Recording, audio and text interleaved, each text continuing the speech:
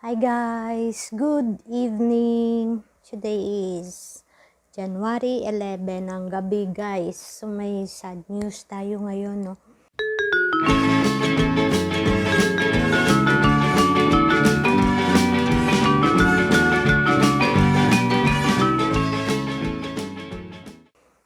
Namatay yung nanay ni Alex guys, pero namatay siya last year pa, November 20. So ilibing pa lang siya sa January 12 ng hapon sa kanila, gabi sa atin. So abangan nyo yung ating vlog, i-upload ko yung yung burial niya, no. Kasi baka magtanong kayo guys, baka magtanong kayo kung bakit ngayon lang siya inilibing, kasi guys, pandemic, tapos may hinihintay pa ng mga kapatid. So hirap naman mag-travel, no, papunta doon, tapos may 14-day quarantine din doon sa kanila. So yun, na-delayed yung yung libing nila. So lang, nasa nasa mortuary, nasa freezer siya. Tapos kukunin na siya pag ilibing na siya. Of course bibihisa naman siya guys, so ganun. Tapos may mass din kasi Christian din naman sila. Yun, so abangan na lang natin yung yung video na i-publish ko sa sa ating YouTube channel. Kasi guys, ayaw naman nila kasi noon na mag-inform ng sa mga social media, kasi i-respect naman natin yung privacy nila guys. So ngayon pwede na, so ito na ngayon guys.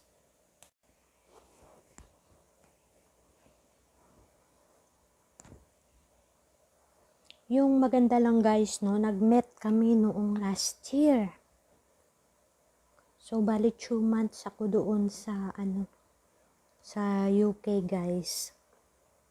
So nag-spend ako ng Christmas doon. Maano pa yung matanda, no? Okay pa siya. Parang wala naman siyang sakit guys, no, kaya lang ewan, no. Ngayon yun ang nangyari sa kanya. So at least, no, may binigyan ako ng chance na ma-met ko siya. Nagbanding ng kunti kasi hindi naman siya lumalabas guys ng room. Nandoon lang siya palagi sa taas.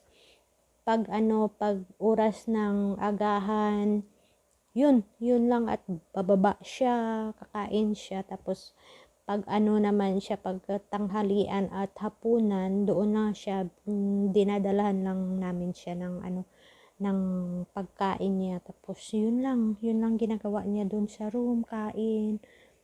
Tapos nanonood ng paborito niyang ng mga shows sa sa TV. Yun lang. So hindi ko akalain na ganito mangyari sa kanya, no. Parang na-shock ako na nagkaganon siya nung November na yun. Nung mga November na yun doon nagsimula siya, no. Dinala pa siya sa hospital, akala namin pa siya kasi pero hindi, no. Imbes na siya guys, imbes na gumaling siya, lumala yung sakit niya, ewan. Tapos yun na. Tapos kasi guys, yung ang hirap kasi nakita ko pa siya sa video na na nakaupo siya doon, pero nakita ko na siya, nag-struggle na siya kasi. Tapos ang hirap kasi dalawa lang sila guys, no, walang nagbabantay, hindi mo siya pwedeng iwanan, kaya walang magawa si Alex, no, hindi niya maiwanan. So hindi siya makabili ng kung ano-ano kasi wala kang ba guys, wala ka bang na hindi gaya dito sa atin na pwede kang tawagin mo yung kapitbahay na halika, punta ka dito, mo muna si mama or si nanay or whatever. Pero doon wala kang ganun kasi guys. kanya-kanyang buhay doon kasi yun ang ano, yung mahirap sa ibang bansa, ano, kanya-kanyang buhay. Hindi pareho sa atin na ano lang. So yun guys, yung ano nangyari. So thank you so much, yun lang ang ating vlog ngayon guys, no, pinaalam ko lang sa inyo para aware kayo at saka makapanood din kayo ng ano no, ng burial nila, no. So, tingnan natin sa mga 13 ko siya siguro guys i-publish, no? So, thank you so much for watching.